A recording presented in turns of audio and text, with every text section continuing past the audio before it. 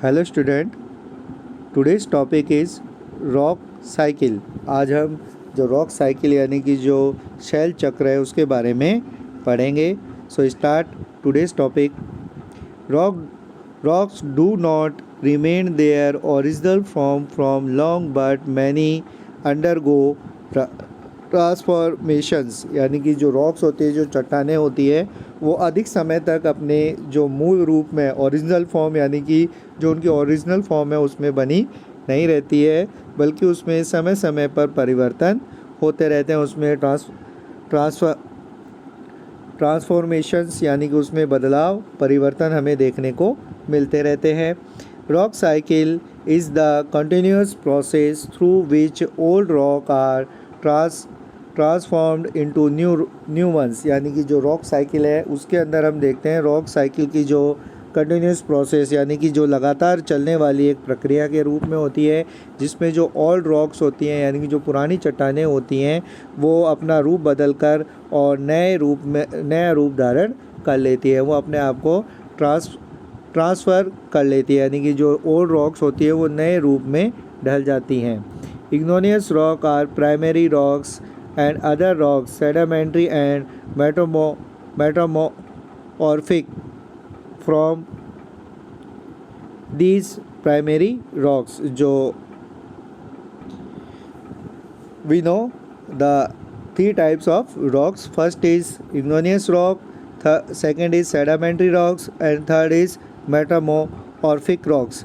जो igneous rock होती है we also know igneous rock also called the primary rocks. यानी कि जो इग्नोनियस रॉक होती है, जो आग्नेय चट्टान होती है, उसे हम प्राइमरी यानी कि प्रारंभिक चट्टान के रूप में भी जानते हैं। और इसके साथ जो अदर टू टाइप्स की जो रॉक्स है, जिसमें सेडिमेंट्री एंड मेटामॉर्फिक जो रॉक्स होती है, वो भी जो प्राइमरी रॉक्स होती है यानी कि जो इग्नोनियस रॉक होती है उसी के द्वारा बनी हुई होती है। यानी कि अगर हम देखें तो मेनली जो मेन रॉक्स होती है वो होती है इग्नोनियस रॉक, और उसी से डेवलप होती है सेडिमेंट्री रॉक एंड मेटामॉर्फिक जो रॉक्स होती हैं वो उसी से बनी हुई होती हैं।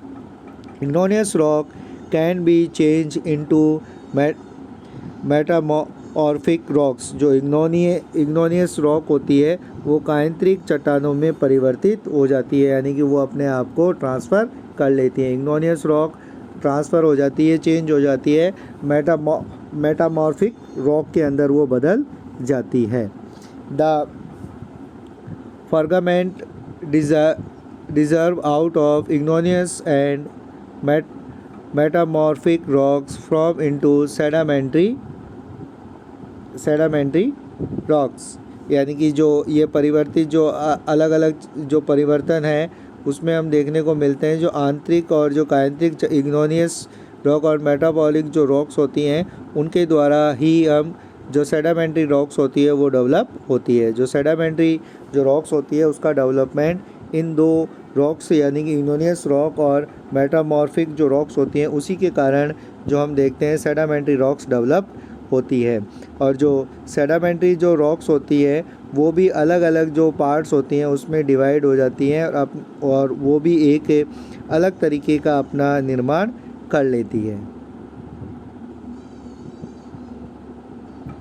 Sedimentary rock themselves can turn into fragment, and the fragment can be a source of formation of sedimentary rocks. जो sedimentary rocks होती है वो अलग अलग जो छोटे छोटे जो आकार होते हैं, छोटे छोटे आकारों में विभाजित हो जाती है। और जो ये छोटे छोटे जो आकार है इसके जो हम इसे उपखंड छोटे जो आकार है वो एक तरीके से सेडिमेंट्री जो रॉक्स होती है उसके फॉर्मेशन यानी कि उसकी बनावट का एक मुख्य कारण कहलाती है। अगर हम देखें द क्रिस्टल रॉक्स, जो हमारी जो पृथ्वी पर पाए जाने वाली जो चट्टानें हैं जिसमें इग्नोनियस मेटामॉर्फिक एंड सेडिमेंट्री जो रॉक्स होती हैं, ये तीनों ही जो चट्टानें हैं वो क्रिस्टलीय रॉक्स यानी कि जो हमारी पृथ्वी पर पाए जाने वाली चट्टानों के नाम से इन्हें जाना जाता है।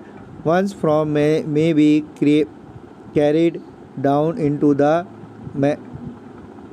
Mental interior of the earth. जो हमारी पृथ्वी की जो आंतरिक सतह है, आंतरिक जो भाग है, उसमें ये धीरे धीरे उसकी ओर चली जाती है, उसकी ओर जाने का इसका प्रोसेस होता है। जो तीनों ही तरीके की चट्टानें हैं वो नीचे की ओर धंसना चालू हो जाती है थ्रू सडिफिकेशन प्रोसेस। इसे हम जो एक तरीके से हम संस्करण पत्र यानी कि एक प्रोसेस होता है, एक जो व्यवस्था है उसके रूप में हम इसे देखते हैं।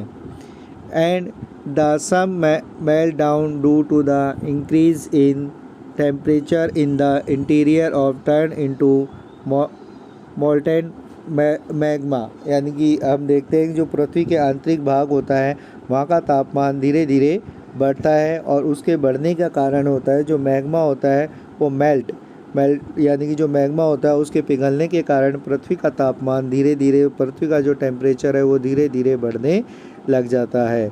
जो कि अगर हम देखें ओरिजिनल सोर्स फॉर इग्नोनियस रॉक, और जो इग्नोनियस रॉक है उसके बनने का जो ओरिजिनल सोर्स है वो इस मैग्मा से ही होता है। जैसा कि हमने जो पिछले वीडियो में देखा था, जो इग्नोनियस रॉक है उसका डेवलपमेंट मैग्मा एंड जो लावा होता है उससे डेवलप होता है। तो जो ये ऐसा जो प्रोसेस है, इसका जो साइकिल है वो इस तरीके से चलता है कि जो इग्नोनियस रॉक होती है वो मेटामॉर्फिक रॉक में कन्वर्ट हो जाती है, और जो इग्नोनियस रॉक और मेटामॉर्फिक जो रॉक होती है उसके कारण सेडामेंट्री रॉक डेवलप होती है।